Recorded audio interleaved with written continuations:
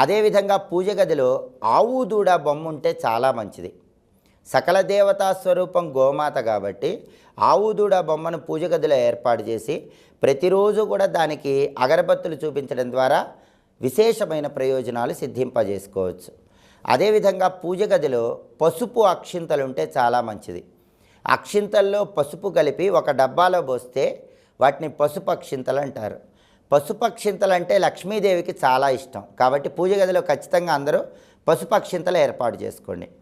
అలాగే పూజ గదిలో ఛత్రం ఉంటే చాలా మంచిది. ఛత్రం అంటే గొడుగు, చిన్న వెండి గొడుగు కానీ పంచలోహాలతో చేసిన గొడుగు కానీ పూజ గదిలో మూల ఉంటే సకల దేవతల అనుగ్రహం కలుగుతుంది.